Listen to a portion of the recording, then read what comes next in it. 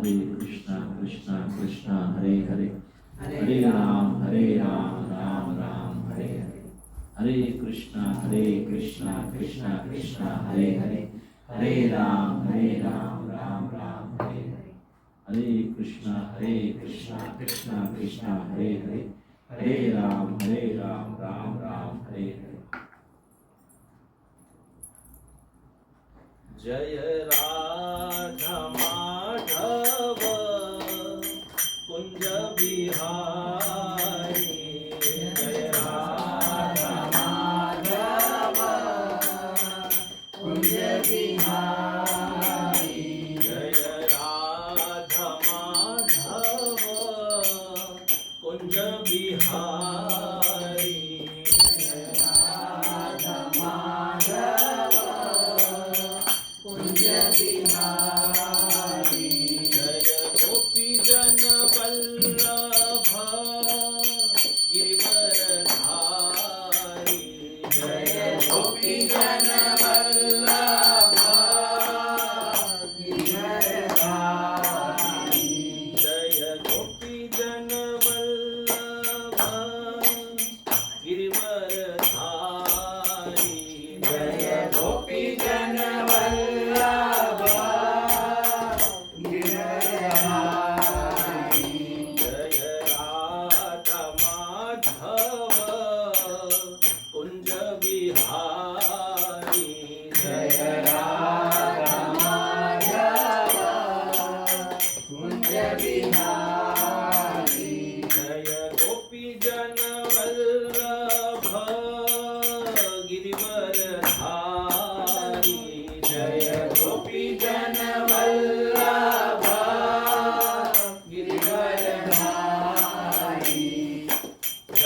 यशोदानंदन व्रज जन रंजन, यशोदानंदन व्रज जन रंजन, यशोदानंदन व्रज जन रंजन, यशोदानंदन व्रज जन रंजन, यशोदानंदन व्रज जन रंजन, यशोदानंदन व्रज जन रंजन, यशोदानंदन व्रज जन रंजन, यशोदानंदन व्रज जन रंजन, यमुना तीर वनचारी, जय राधा माधव कुंज बिहारी, जय राधा माधव कुंज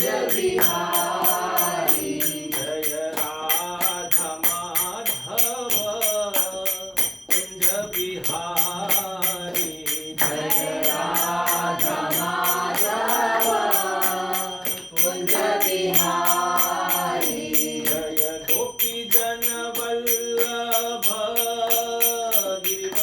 गिरिवरधारी, जय गोपी जन वल्लभ गिरिवरधारी, जय गोपी जन वल्लभ गिरिवरधारी, जय गोपी जन वल्लभ गिरिवरधारी, जय राधा माधव कुंज बिहारी, जय राधा माधव कुंज बिहारी, हरे कृष्णा कृष्णा कृष्णा हरे हरे, हरे राम राम राम हरे हरे, हरे कृष्णा कृष्णा कृष्णा हरे हरे, हरे राम राम राम हरे हरे, हरे कृष्णा कृष्णा कृष्णा हरे हरे, हरे Ram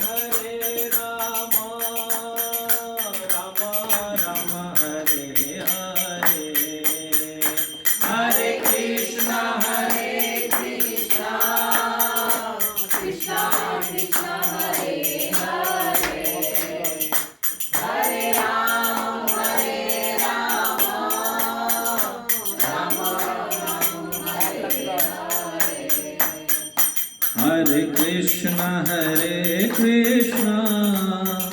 Krishna Krishna, Hare Hare, Hare Ram, Ram Ram, Hare Hare.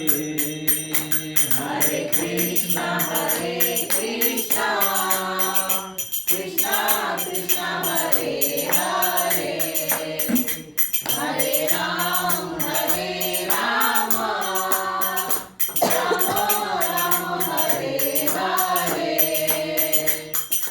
Hare Krishna, Krishna Krishna, Hare Hare, Hare Ram, Ram Hare Hare. Hare Krishna, Krishna Krishna, Hare Hare, Hare Ram, Ram Hare Hare. Hare Krishna, Krishna Krishna, Hare Hare, Hare Ram, Ram Hare Hare. Hare Krishna, Krishna Krishna, Hare Hare, Hare Ram, Ram Hare Hare. Hare Krishna, Krishna Krishna, Hare Hare, Hare Ram, Ram Hare Hare. Hare Krishna, Krishna Krishna, Hare Hare, Hare Ram, Ram Hare Hare. Jaya Radha Raman, Radhe, Jaya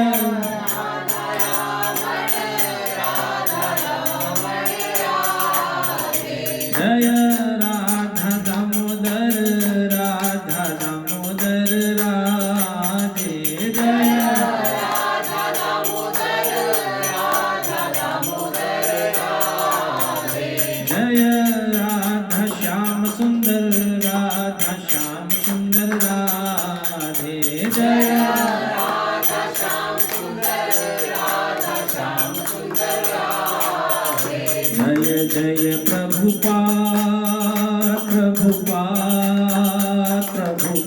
Jaya Jaya Prabhupada, Jaya Jaya Prabhupada,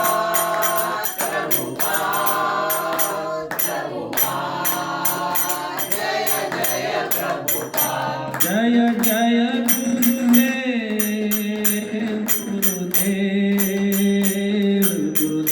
Jaya Jaya Gurudev, Jaya Jaya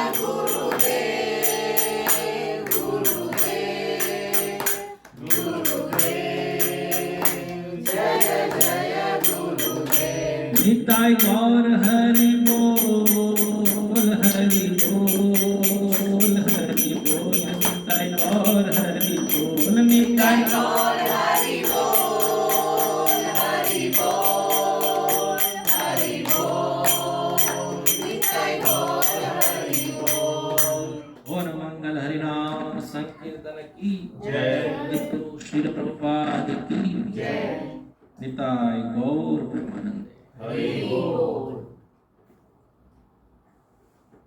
Om Ajnanatimirandhasya Gnananjanashkakaya Chakshurunmilitam Yena Tasmai Shri Gurave Namah. Shri Chaitanya Manobhishtam Sthapitam Yena Bhutale Swayam Rupa Kada Mahyam Dadati Swapadantikam. Vandeham Shri Guru Shri Yuttapadakammalam Shri Gurun Vaishnavanscha Shri Rupam Sagrajatam Sahagana Raghunathanvitam Tam Sajivam Sadhvetam Savadhutam Parijana Sahitam Krishna Chaitanya Devam Shri Radha Krishna Pada Sahagana Lalita Shri Vishakhanvitascha. Namo Om Vishnupadaya Krishna Pristhaya Bhutale Srimate Bhakti Vedanta स्वामी निति नामिने। नमस्ते सरस्वते देवे गौरवाणी प्रचारिणे निर्विशेष शून्यवादी पाश्चात्य देश तारिणे। हे कृष्ण करुणा सिंधु दीनबंधु जगतपते गोपेश गोपिका कांत राधा कांत नमोस्तुते। तप्त कांचन गौरांगी राधे वृंदावनेश्वरी वृषभानुसुते देवी प्रणमामि हरिप्रिये। वाञ्छाकल्पतरुभ्यश्च कृपा सिन्धुभ्य एव च पतितानां पावनेभ्यो वैष्णवेभ्यो नमो नमः। जय श्री कृष्ण चैतन्य प्रभु नित्यानंद श्री अद्वैत गदाधर श्रीवासादि गौर भक्तवृंद। हरे कृष्णा कृष्ण कृष्ण हरे हरे हरे राम राम राम हरे हरे। भक्त भक्ति भगवंत गुरु चतुर नाम वपु एक। इनके पद वंदन किए नाशे विघ्न अनेक। ओम नमो भगवते वासुदेवाय। ओम नमो भगवते वासुदेवाय। ओम नमो भगवते वासुदेवाय। ओम नमो भगवते वासुदेवाय। ओम नमो भगवते वासुदेवाय। ओम नमो भगवते वासुदेवाय। हरे कृष्णा।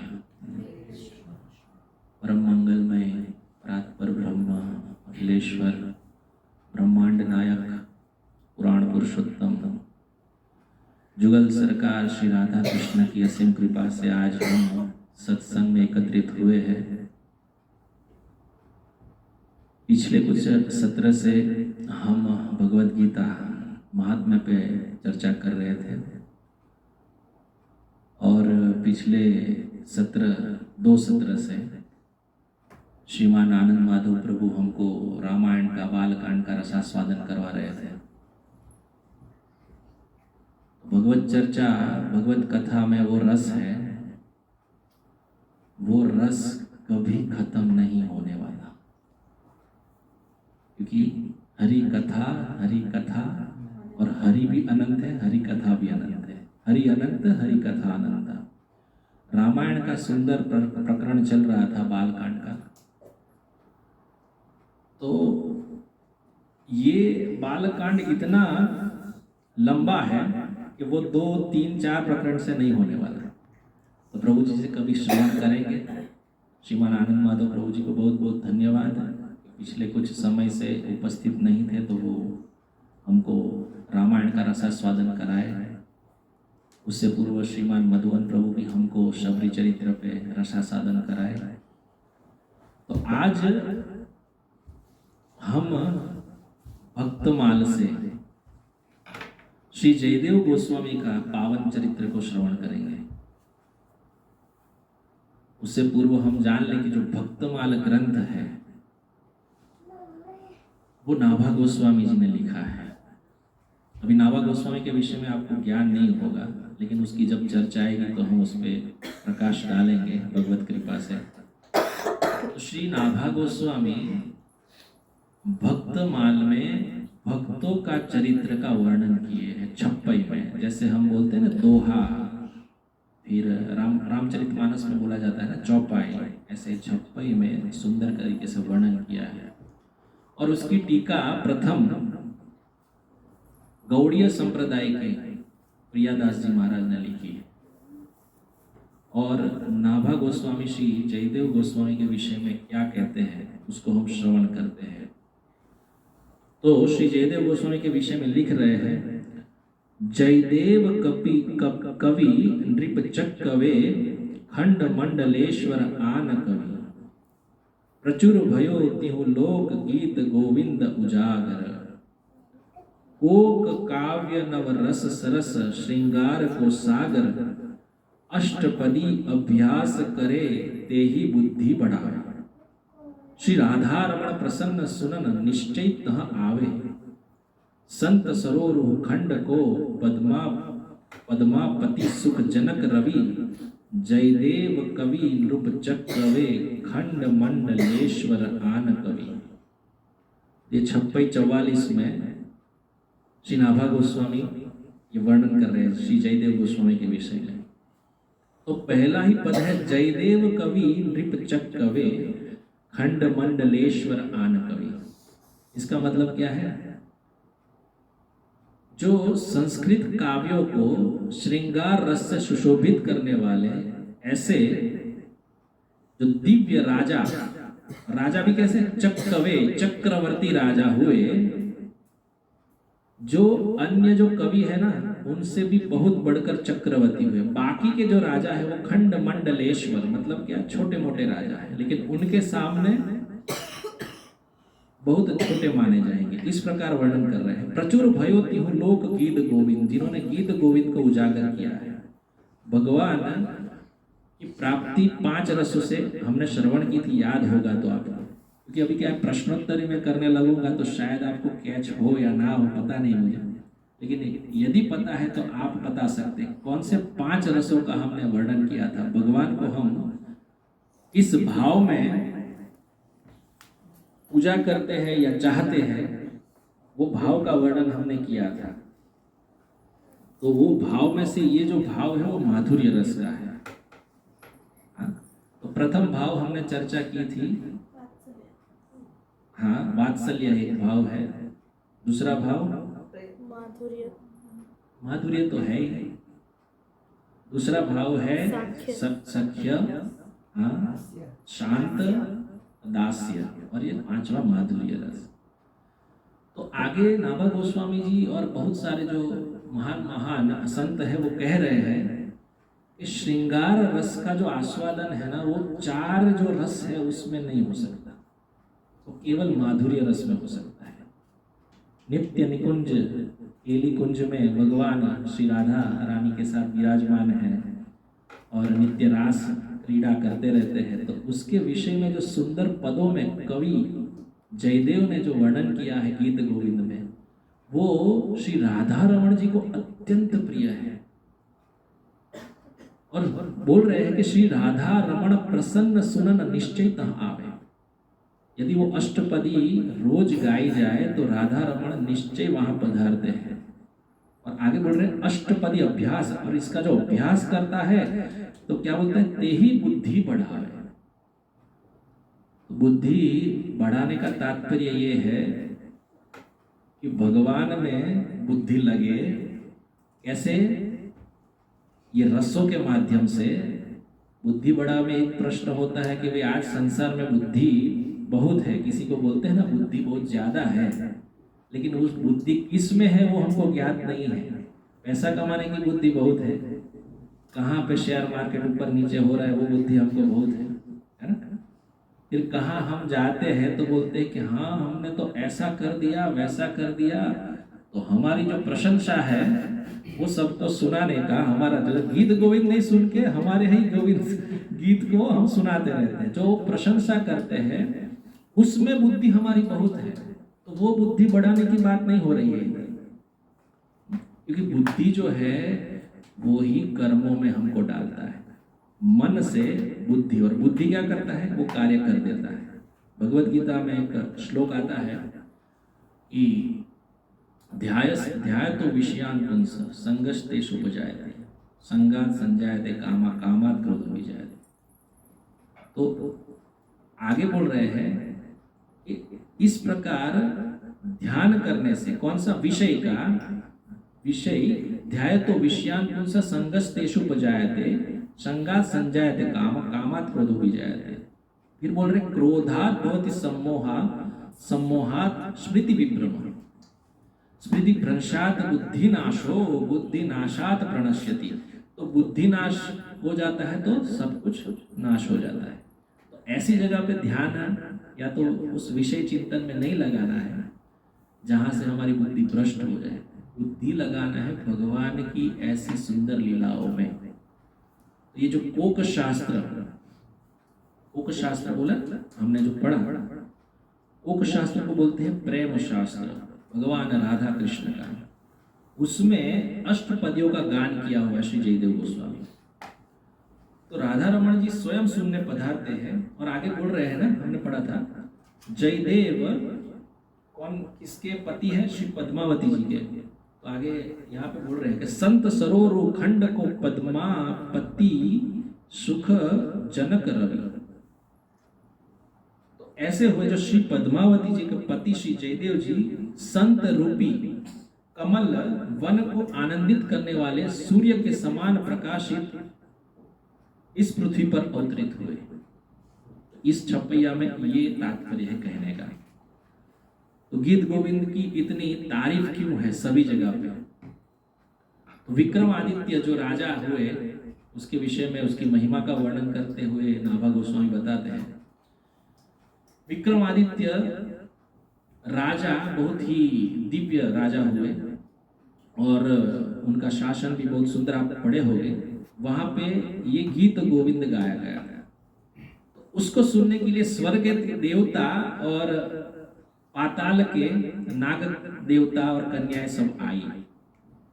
तो स्वर्गवासी देवता एवं पाताल के आए। तो इससे सिद्ध होता है कि गीत गोविंद त्रैलोक्य उजागर है, अकेले पृथ्वी पे भी नहीं, स्वर्ग। आप जगन्नाथ जी किसी ने दर्शन किया है जगन्नाथ जी का पुरी में?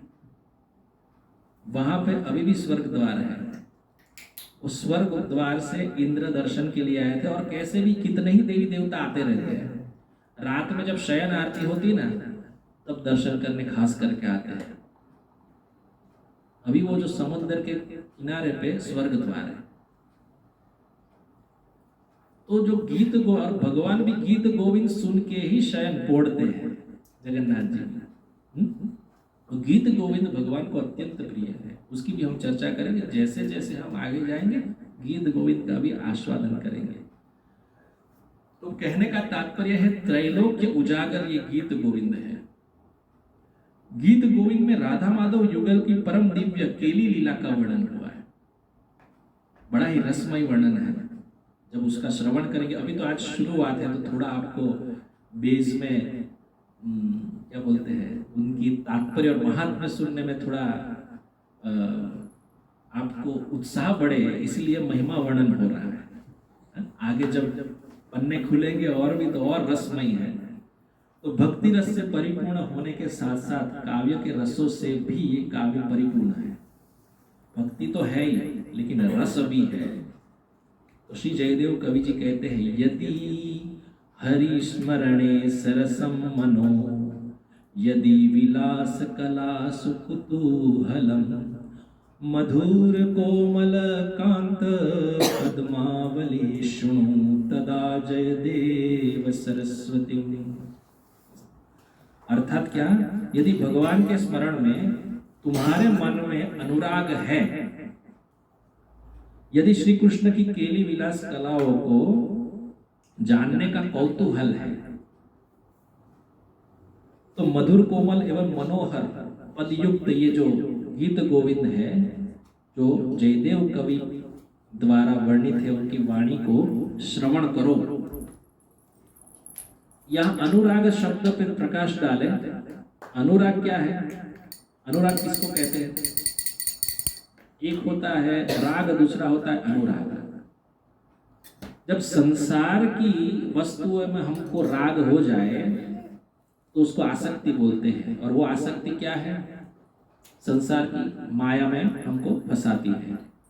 और यदि ये ही अनुराग प्रवर्तित हो जाए श्री युगल सरकार के चरण कमलों में, तब हमको भगवान का शरण प्राप्त होता है। और वो प्राप्त कराने है तो कोई जरिया।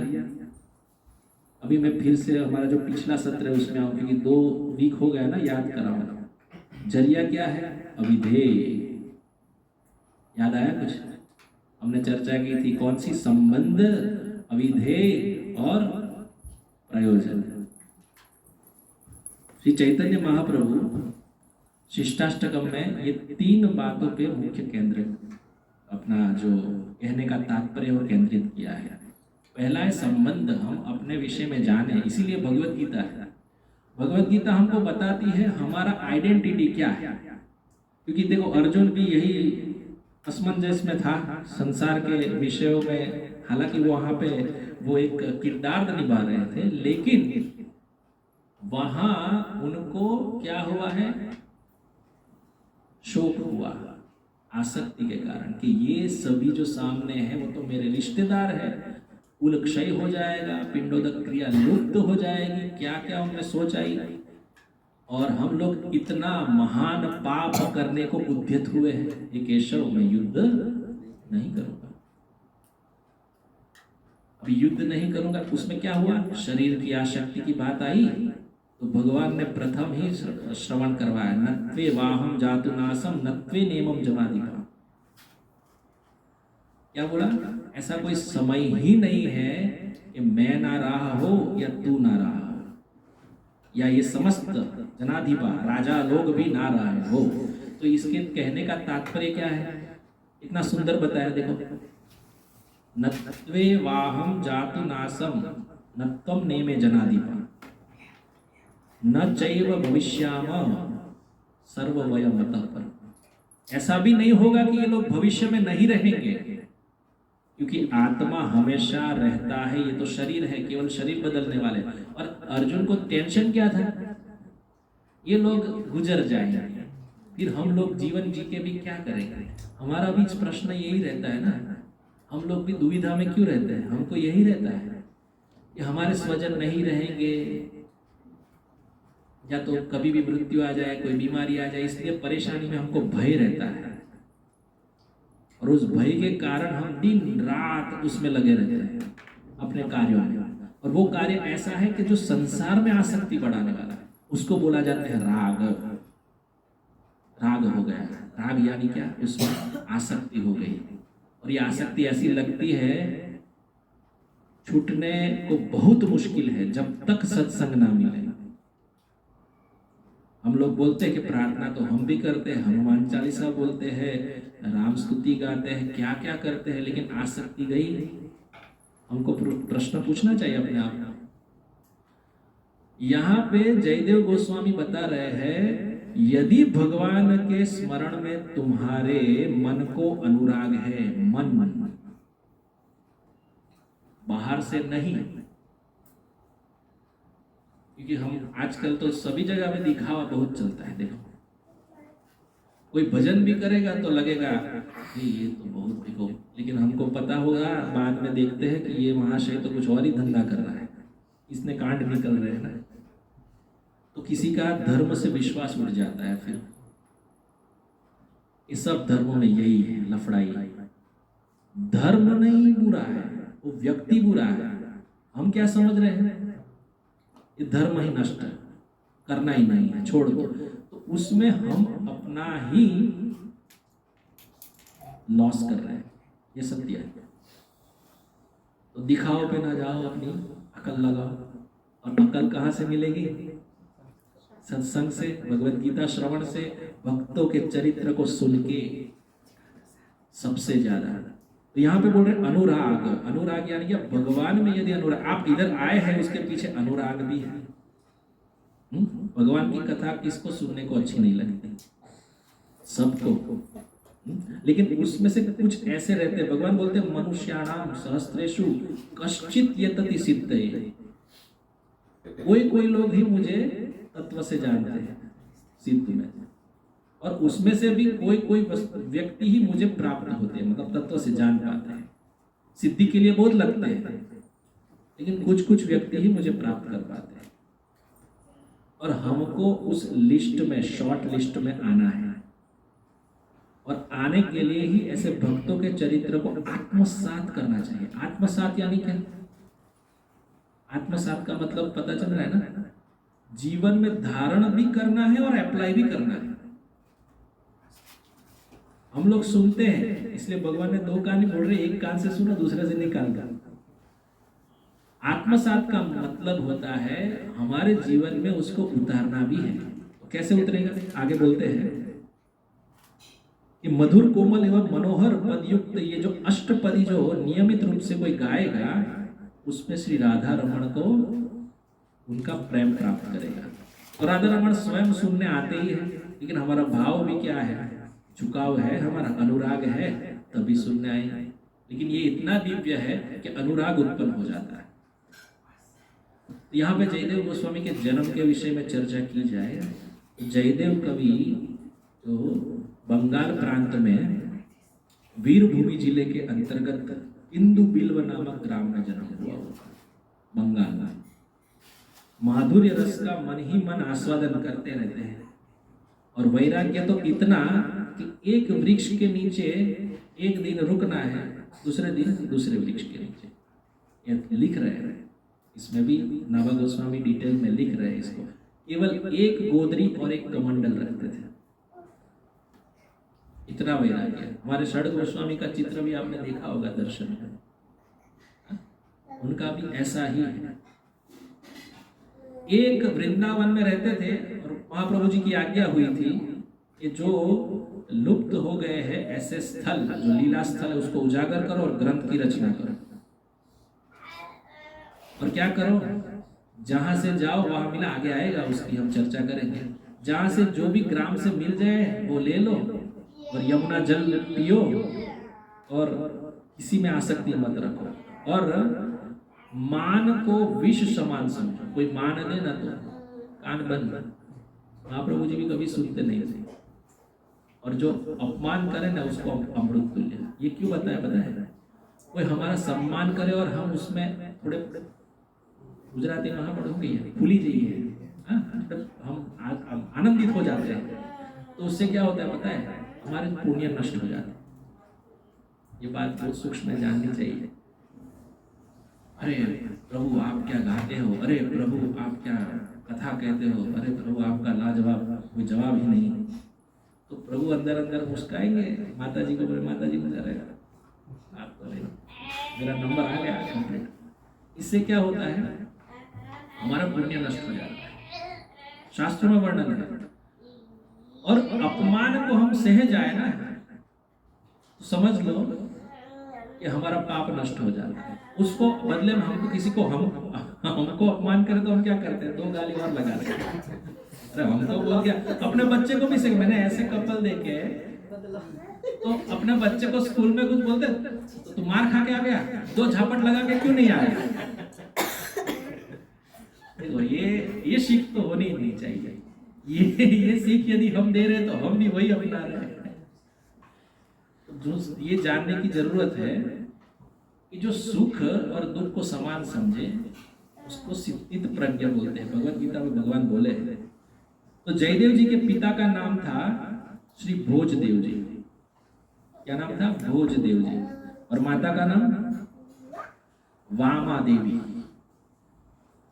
माघ शुक्ल वसंत पंचमी मकर संक्रांति अभिजीत मुहूर्त मध्याह्न काल में साक्षात श्री जगन्नाथ भगवान ही भोजदेव जी की रूप में प्रकट हुए।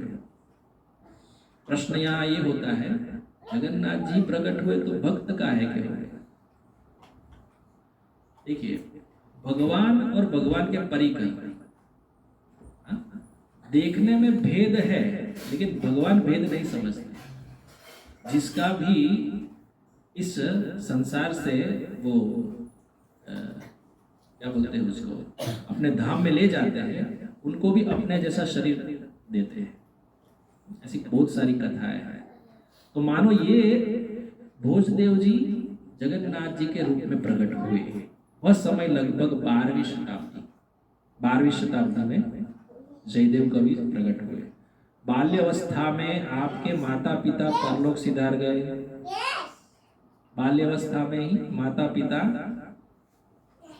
देखो, जिसको भजन करना है ना, तो भगवान ऐसी परिस्थिति रखते हैं। जीव यदि सुखमय जीवन जिया करे ना, तो कभी भी भगवान में अनुराग नहीं होगा। ये भी जान लीजिए। हम लोग क्या लगे रहते हैं?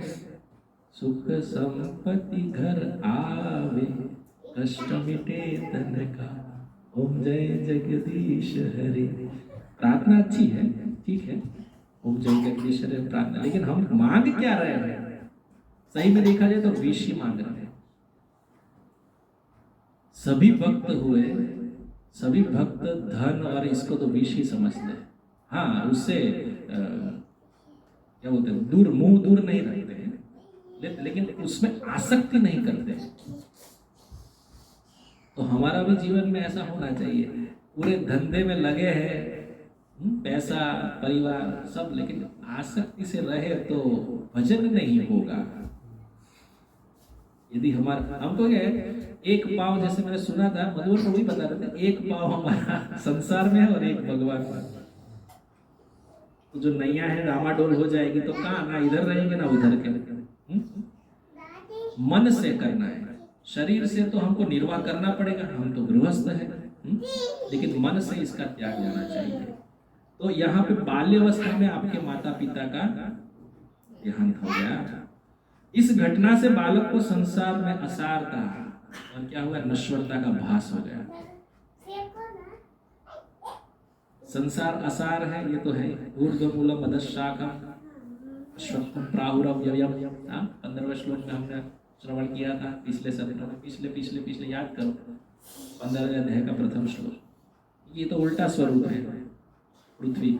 जैसे कौन सा उदाहरण दिया था, प्रभुपाद जी बताते हैं, एक वृक्ष नदी के किनारे है तो उसका प्रतिबिंब जलाशय में पड़ता है तो वो उल्टा दिखता है। ऐसे ही ये जो भौतिक संसार है वो आध्यात्मिक संसार का उल्टा, मतलब प्रतिबिंब है, असली नहीं है, लेकिन हमको असली लगता है। तो इसलिए उनको नश्वरता का भास हो गया। अतः जगत से उदास रहकर भगवान में मन लगाने लगे। इस प्रकार इनका जीवन व्यापन था, भगवान में ही मन लगा रहता था। अभी क्या असारता हो जाती है, किसी में कोई आसक्ति नहीं रहती है, तो दूसरे लोग फायदा उठाते हैं।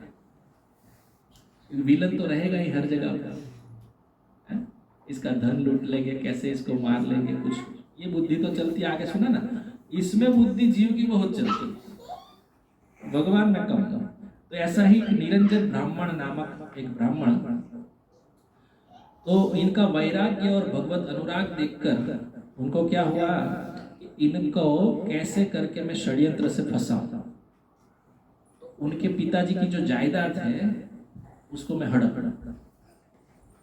तो क्या किया, वो ब्राह्मण ने फर्जी दस्तावेज बनाया और एक दिन श्री जयदेव जी से कहा, तुम्हारे पिताजी ने मुझसे 1000 रुपया लिया था फर्जी, इनको पता नहीं, तो बिना चुकाए ही वो तो दिवंगत हो गए। या तो तुम ब्याज सहित धन लौटाओ या घर और घर की संपत्ति हमारे नाम कर दो। श्री जयदेव जी कुछ सोचे बिना, कुछ कहे बिना सीधा ही क्या कहा, हर्ष विषाद भी नहीं हुआ और अपनी संपत्ति और घर सब उनके नाम कर। भक्तों का एक स्वभाव है, मैंने बोला था भगवत गीता में भगवान कहते हैं यही बात, दुखेषु अद्विग्नमना सुखेषु विगत स्पृहा वीतराग भय क्रोध स्थित धीर मुनि रुच्यते। क्या बोलते हैं, दुखेषु अनुद्विग्न, मन कभी हलम डोलम नहीं होता दुख से। हमको क्या होता है, दुख आया तो हम सहन नहीं कर पाते। मानो हमारी जॉब चली जाए, घर पैसा ना हो, इतनी जगह हम सोच के किसी को बोल देंगे। भक्तों का ऐसा नहीं होता है। भक्तों का क्या है, दुख और सुख में समान भाव रहता है, क्योंकि पहले से ही अपना संपूर्ण जीवन भगवान में समर्पित कर दिए, क्योंकि वो जानते हैं भगवान सर्वसमर्थ है, उन्होंने लिया है तो वो ही देंगे। ये विश्वास रहता है। हमारे में विश्वास की कमी है और भजन में विश्वास नहीं है, तो भजन में हम आगे ही नहीं बढ़े। भजन में विश्वास बहुत जरूरी है। श्रद्धा विश्वास, रामायण में बताते हैं श्रद्धा को माँ पार्वती कहा गया है, विश्वास को शिव जी कहा गया है। यदि हमारे माता पिता में ही हमको श्रद्धा विश्वास नहीं है तो आगे क्या किसी में श्रद्धा विश्वास होगा। तो श्रद्धा विश्वास भगवत भक्ति में जरूरी है। तो दुख में ना वो चलित होता है और सुख में कभी भी स्पृहा यानी क्या, कुछ आसक्ति आती है उसमें, या जो मिल गया अभी छूट ना जाए, ऐसा नहीं। तो वीत राग भय क्रोध, मुक्त राग से, भय से और क्रोध से, वीत यानी मुक्त, वो ही व्यक्ति स्थित धीर मुनि रोचते, मतलब क्या, स्थित प्रज्ञ है। ऐसे ही उन्होंने उनके नाम कर दिया। निरंजन मन ही मन बड़ा प्रसन्न, निरंजन ब्राह्मण तो खुश हो गए, अरे यार तो बात बन गई अपनी, बिना कुछ कहे ही कुछ हुई तो साइन वाइन कर दिया, हमारा नाम पे हो गया। तो उनके घर सब वस्तुएं गाड़ी में भरकर जाने की सोच ही रहे थे, इतने में उसकी लड़की चिल्लाती हुई आई निरंजन की और बोली, पिताजी पिताजी घर में आग लग गई है।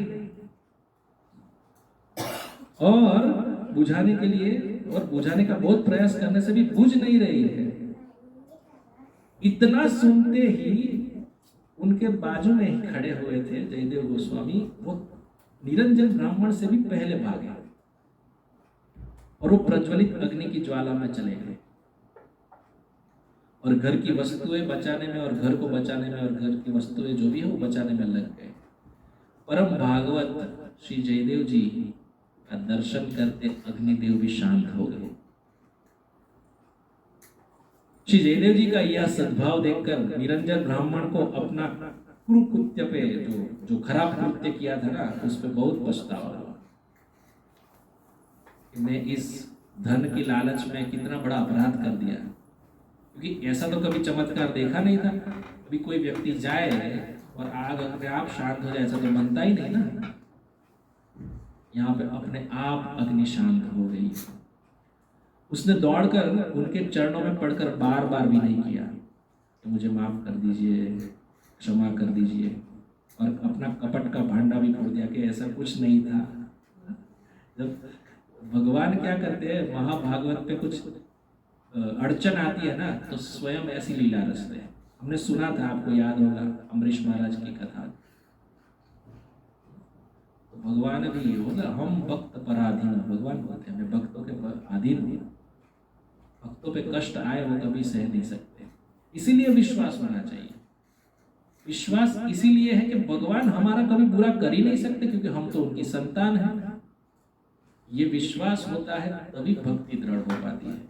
उसने दौड़कर चरणों में फिर गिड़गिड़ा, फिर बोले, तो भक्त सुरीदा ही रहता है, वो तो कुछ मन में मैल रखते नहीं है, माफ कर दिया उनको।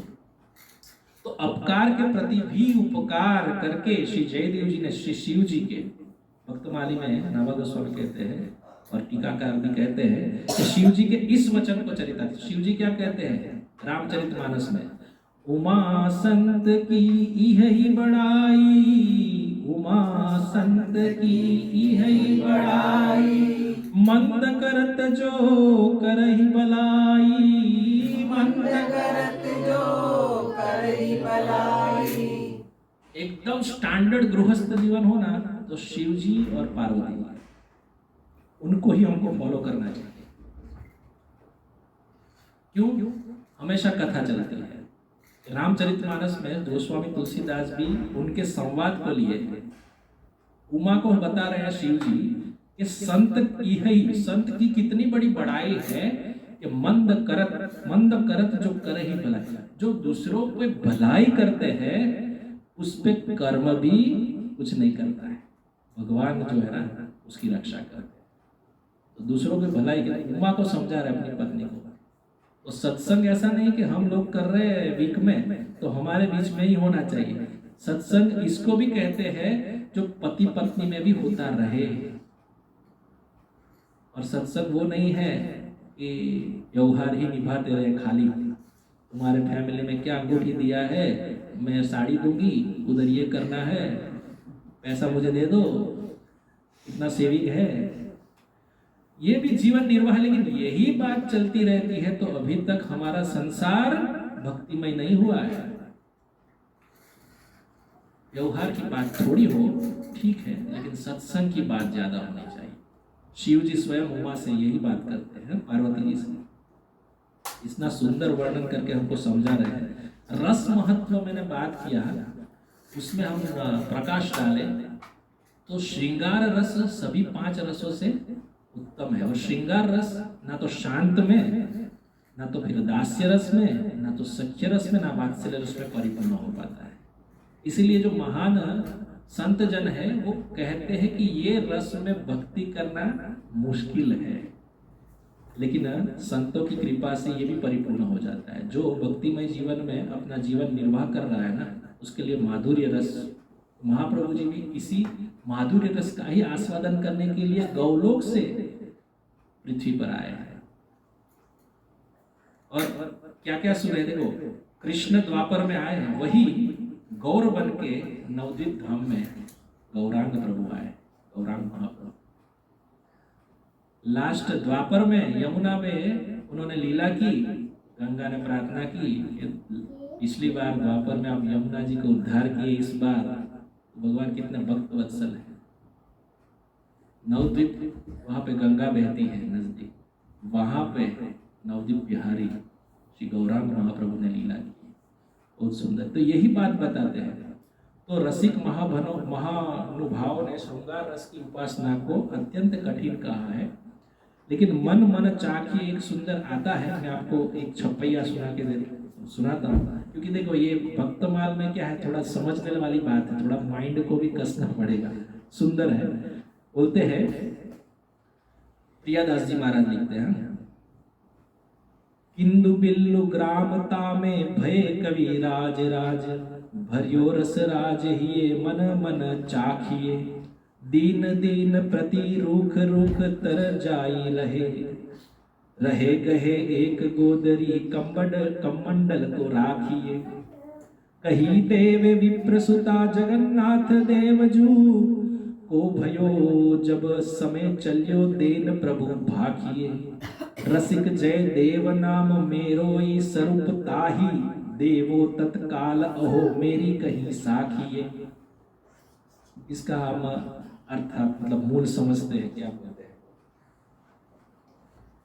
कि पूरी प्रस्थान की लीला अभी आती है, उसके बाद ये जो हमने पढ़ा ना छप्पई, उसका मतलब समझेंगे। तो पूरी प्रस्थान में प्रभु प्रेम में पगे श्री जयदेव जी का मन घर से विरक्त हुआ, और वो एक दिन सर्वस्व परित्याग कर पुरी के लिए प्रस्थान हुए। जगन्नाथ जी में तो आसक्ति थी ही।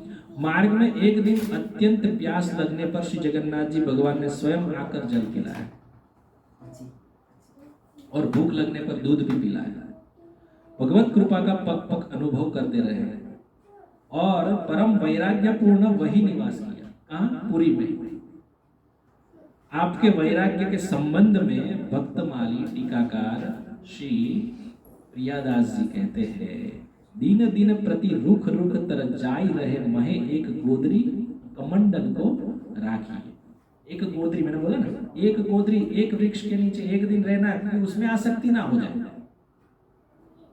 हम घर में रहते हैं ना, एक साल भी तो घर में आसक्ति हो जाती है, घर छोड़ते तो रोना आता है। भाड़े का भी हो ना, तभी अरे घर छोड़ के जाना पड़ेगा, प्रभु जी का जॉब पे बदल गया मानो, तो रोएंगे आप। यहाँ पे क्या, एक वृक्ष की भी आसक्ति नहीं है उनको, इसलिए एक गोदरी रखते हैं, बिछा के सो जाना है, फिर दूसरे वृक्ष पे चले जाना। तो प्रेम पुरुषोत्तम श्री गौरांग महाप्रभु भी अपने परिकरों को ऐसा ही उपदेश देते हैं। ये टीकाकार लिखते हैं, बहुत सुंदर श्लोक है।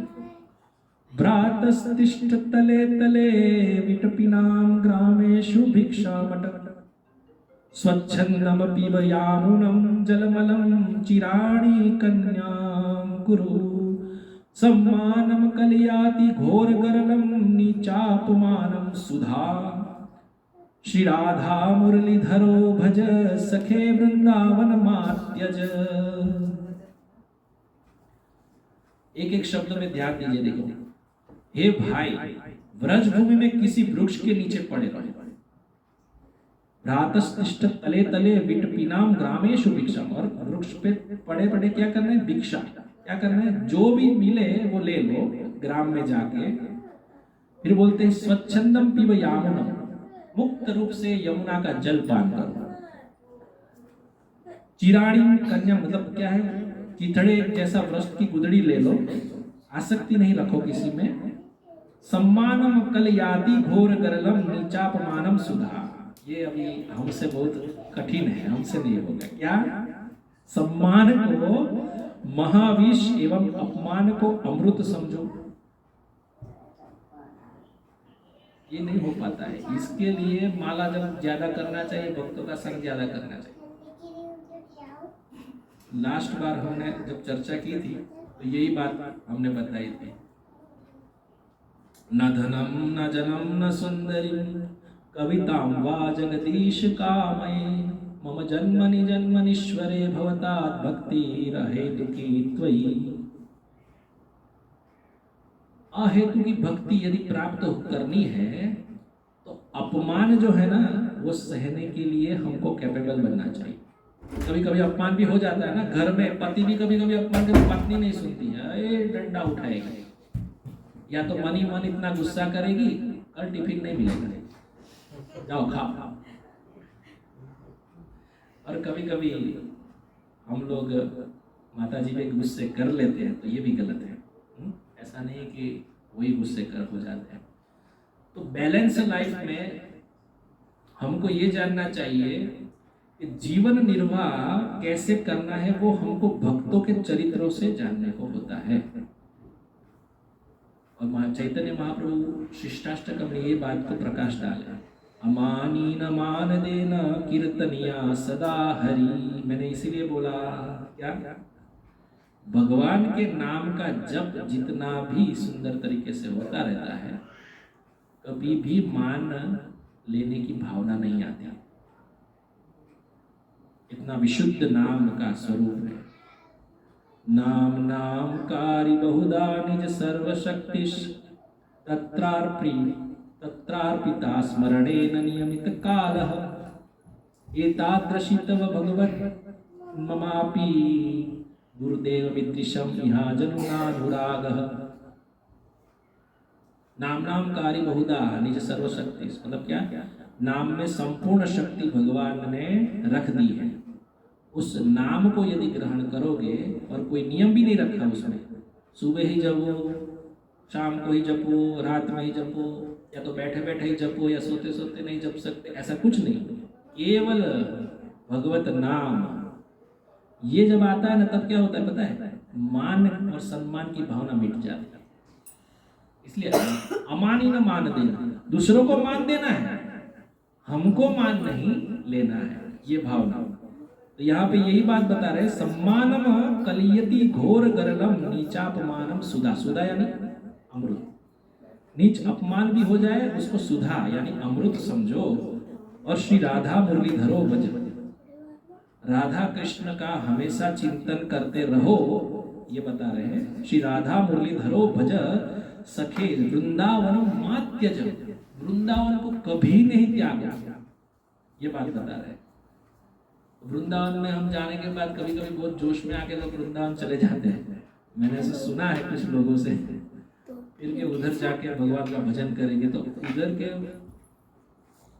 मानो कि 1-2 महीना भी होता है ना, पता चल जाता है, वापिस आ जाते हैं। बूढ़े हो गए ना, बाल भी पक गए ना, वो भी आ जाते हैं। हमारे जैसे का तो छोड़ो, अभी ये मुश्किल है। जब तक गृहस्थ जीवन में हम वो प्रेम जागरूक नहीं किए हैं, तब तक ऐसा डिसीजन भी नहीं लेना चाहिए। अभी हमारा संसार में मन है और हम सोचे हम विरक्त हो गए, हाँ, इसका मतलब ये नहीं कि सत्संग में नहीं जाना, ये नहीं, लेकिन यदि ऐसा निर्णय लेके चले भी गए ना तो वापिस है। इतना अपने आप को डेवलप करना चाहिए। यही महाप्रभु जी समझा रहे हैं कि वृंदावन को नहीं त्यागना है, और वो कैसे, मन से नहीं त्यागना हमारे लिए, लेकिन उनके परिकरों को उनको आज्ञा दी थी कि तुम उजागर करो, लेकिन हमारे लिए आज्ञा ये है कि मन से कभी त्यागना नहीं है। तो ये बहुत सुंदर है, विवाह का प्रकरण है, मैं ले लेता हूं, एक सुंदर चर्चा है। प्रियादास जी और आगे कहते हैं, कहीं देवे विप्रसुता जगन्नाथ देव जुगो भयो, जब समय चलियो देन प्रभु भागिए। इसका अर्थ ये है, एक बार सुदेव नामक एक ब्राह्मण था, सुंदर कथा है। तो ये ब्राह्मण दक्षिणात्य ब्राह्मण थे। उन्होंने एक जगन्नाथ भगवान से प्रार्थना की, हे प्रभु, मेरे अगर संतान होगी तो आपकी सेवा में मैं उपस्थित कर दूंगा। ये उन्होंने प्रण रखा। इसने एक ब्राह्मण थे सुदेव नाम के, तो पहली संतान आपको ही भेंट कर दूंगा ऐसे बताया। तो भगवत इच्छा से सर्वप्रथम उनको कन्या हुई, उसका नाम रखा पद्मावती। जब पद्मावती 12 वर्ष की हुई तो उसके पिता सुदेव जी उन्हें लेकर भगवान को अर्पण करने के लिए आए। तब जगन्नाथ जी कहते हैं कि मेरे ही स्वरूप इस पृथ्वी पे विद्यमान है, श्री जयदेव जी को इसको दे दो। कोई ब्राह्मण ये भाव था कि जगन्नाथ जी ने ऑर्डर दिया है तो सत्य है, मैं उनको ढूंढ निकाल के उनको सुप्रत करूंगा। भाव यह है कि सहज में पत्नी परिग्रह नहीं करेगी। देखो भाव ये होता है भक्तों का कि देने पे भी वो क्या है, लेंगे नहीं। तो भगवान को पता है, भगवान बोल रहे हैं, उसको समझा रहे, वो लेंगे नहीं। आपको समझाना पड़ेगा कि जगन्नाथ जी की आज्ञा हुई है तभी वो स्वीकार करेंगे। तो आगे सुंदर एक पद में, मैंने जैसे पद गया ना, पद में एक एक लाइन में समझाने जाऊंगा तो लंबा होगा, लेकिन एक शब्द समझिए। चलियो द्विज तहाँ जहाँ बैठे कविराज राज, अहो महाराज मेरी सुता यह लीजिए। समझ में आएगा धीरे धीरे। कीजिए विचार अधिकार विस्तार, जाके ताही को निहारी सुकुमारी यह दीजिए। जगन्नाथ देव जू की आज्ञा प्रतिपाल करो, ठरो मति धरो ही ना तो दोष भीजिए। उनको 1000 सोहे हमको पहाड़ एक, आते फिरी जाओ तुम्हें कहाँ कहीं कीजिए। ये सुंदर है। आगे बोलते हैं चलियो द्विज तहाँ, द्विज यानी क्या, वो ब्राह्मण कहाँ, एक एक शब्द समझेंगे। तहाँ जहाँ बैठे कविराज, तो ये वन में बैठे हैं, वो तो विरक्त बैठे हुए हैं। मेरी सुता या लीजिए, मेरी पुत्री आपको मैं अर्पण कर रहा हूं। हे महाराज आप मेरी इस कन्या को पत्नी रूप में सेवा के लिए लीजिए। श्री जयदेव जी ने कहा, अरे ब्राह्मण देव, आप यह क्या कर रहे हैं? मन में कुछ विचार तो कीजिए। मैं ठहरा परम निष्कंचन और वनवासी, मैं तो वनवासी हूं, मैं इनको कैसे ले सकता हूं? आप किसको कन्या देने के लिए आ गया? कोई ढंग का कूल घर देखो। कोई पिता अपनी कन्या दान करता है तो क्या देखेगा? कोई ऐसे फक्कड़ के पास दे देगा? ऐसे भागवत में भी सुंदर कथा है, हम उसमें नहीं जाएंगे, जब भी समय आएगा तो सुनेंगे, कंदर ऋषि और देवहूति की। तो यहाँ पे बता रहे हैं कि किसको, जयदेव गोस्वामी बता रहे हैं कि किसको आप ये देने के लिए आ गए। ये तो मैं तो, मेरा जीवन निर्वाह खुद हो नहीं रहा है, मैं कैसे करूंगा इनका? तो जिसको कन्यादान लेने का अधिकार हो तथा जिसके घर में धन संपत्ति हो उनको बिहानी चाहिए। ब्राह्मण बोला, मुझे जगन्नाथ देव जी की आज्ञा हुई है, इसलिए मैं कन्या देने आया हूं। आप उनकी आज्ञा नहीं टाल सकते। ये बात क्या है आगे इसमें सुनिए। जगन्नाथ देव जो की आज्ञा प्रतिपाल करो, हरो मति धरो ही ना तो दोष भीजिए। इसमें कुछ दोष मत देखिए, आप उनको वर्ण कर लीजिए। जगन्नाथ जी की आज्ञा है, जगन्नाथ जी समझा बुझा कर तो भेजा था उनको कि वो लेंगे नहीं, आपको जबरदस्ती बताना है कि मेरी आज्ञा है। ब्राह्मण बोला, आज्ञा हुई है, आप उनकी आज्ञा को पालन कीजिए, ये आपका कर्तव्य है, इसे मत टालिए।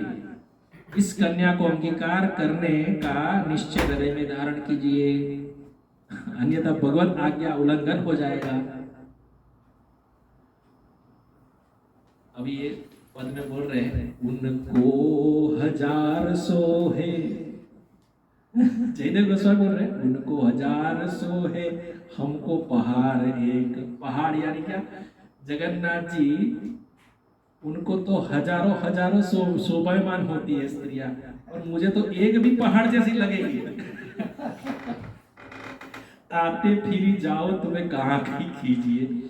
तो ये बात जब सुनी ना, जयदेव जी ने कहा ना कि वो तो स्त्रियां में सेवा में रखे, उनका ऐश्वर्य है वो रखे, लेकिन मुझे तो नहीं हो सकता है, तो तुम कन्या को लेकर यहाँ से लौट जाओ। अभी ये खींचिए का मतलब क्या है? वो ब्राह्मण खींच गया, अरे कैसा है, जगन्नाथ जी की आज्ञा पालन नहीं कर रहा है, ये कैसा भगत है, और मुझे कहाँ भेज दिया भगवान ने इसके पास।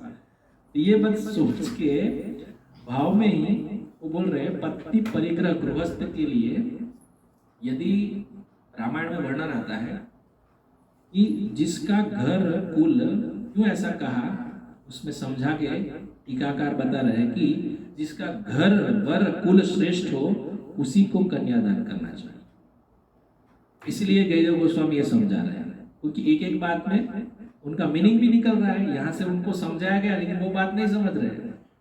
तो रामायण में है, गोस्वामी तुलसीदास जी कहते हैं, जो घर वर कुल होई अनुपा, करिए विवाह सुता अनुरूपा। सुता है कन्या का ऐसी जगह पे अनुरूप विवाह होना चाहिए जो घर कुल वगैरह श्रेष्ठ हो। तो ये विरक्त और इनको इस प्रकार का कहते हैं। तो जयदेव गोस्वामी को क्या लगा, अभी तो ये गले पे हमको हार हमारा पहला ही देंगे, इससे पहले ही हम उससे दूर भाग, क्योंकि मेरा तो जीवन भगवान को समर्पित हो गया है।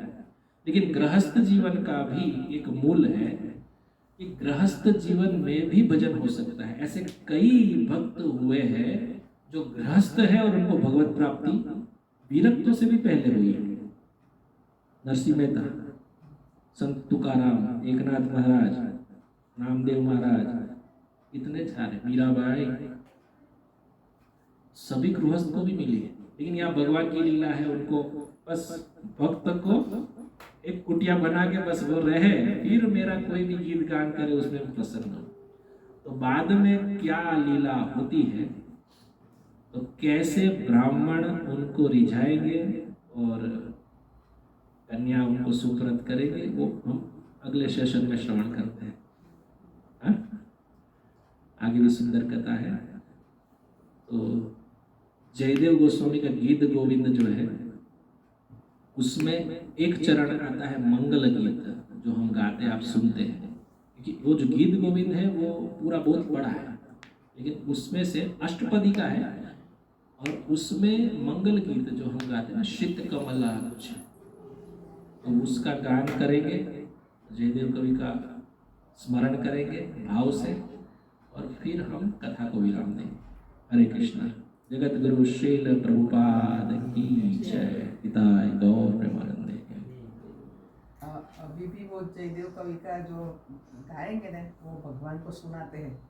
हाँ। ऐसा कुछ नहीं कि रात के 10 बजे, ऐसा कुछ, जब भी होता है भगवान का आदेश, वो माला गिर जाती है तब सोते हैं, 2 बजे भी ऐसा होता है। अभी भी ऐसा है। वही जगन्नाथपुरी में शयन आरती का कोई टाइम नहीं फिक्स। वहाँ के जो पंडित पंडा लोग हैं वो उनकी आज्ञा से 2 बजे 3 बजे ऐसे भगवान को सुलाते हैं। और कैसे सुलाते हैं? सुसज्ज। जनरली हम लोग तो कैसे सोते, पायजामा वगैरह आराम से रखते, भगवान सुसज्ज एकदम, ऐसा कहीं नहीं होता है। मुकुट धारण करके, आभूषण धारण करके, और कोई टाइम फिक्स नहीं। 2-3 बजे हम रुके थे तो हमको 11 बजे भी होता है ऐसा। श्रित कमला कुच मंडल, श्रित कुंडल कलित ललित वनमाल, जय जय देव हरि, कलित वनमाल, जय जय देव हरि। मंडल मंडन भवखंडन, मुनिजन मानस हंस, जय जय देव हरि। मुनिजन मानस हंस, जय जय देव हरि। राधे कृष्ण हरि गोविंद गोपाला, नल जू लाला, यशोदा दुलाला,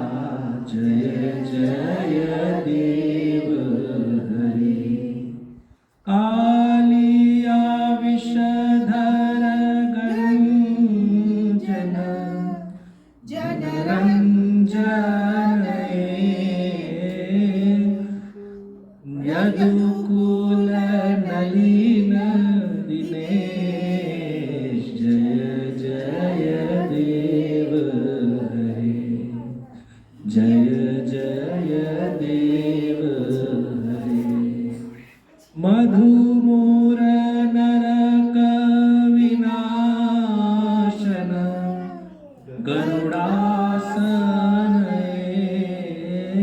सुरकुल केली निदान जय जय देव हरे जय जय देव हरे अमल कमल दल लोचन भवमोचन त्रिभुवन भवन निधान जय जय देव हरे त्रिभुवन भवन निधान जय जय देव हरे जनक सुता कृत भूषण जित दूषण समर शमित दश कंठ जय जय देव हरे जय जय देव हरे राधे कृष्ण हरि गोविंद गोपाला नंद जू कुलाला यशोदा दुलाला जय जय देव हरे जय जय देव हरे अभिनव जलधर सुंदर धृतमंदर श्रीमुख चंद्र चकोर जय जय देव हरे श्री राधा मुख चंद्र चकोर जय जय देव हरे तव चरणे प्रणतावयम् इति भावये कुरुकुशलं प्रणतेषु जय जय देव हरे जय जय देव हरे श्री जय देव कवेरिदं कुरुते मुदं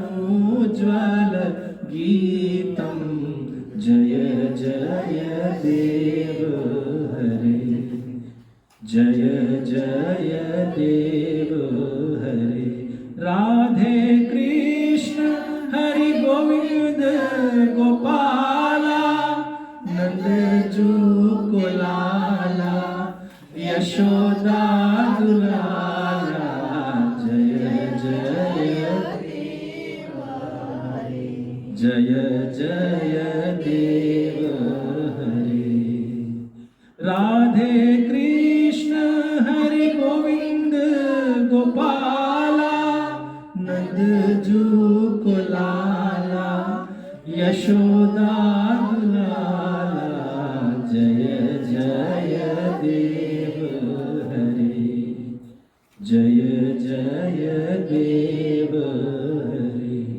श्री जगन्नाथ बलदेव सुभद्रा मैया की जय श्री जयदेव गोस्वामी की श्री जगद्गुरु श्रील प्रभुपाद की हिताय गौर प्रेमानंदे समवेत भक्त वृंद की धन्यवाद। आप सभी पधारे।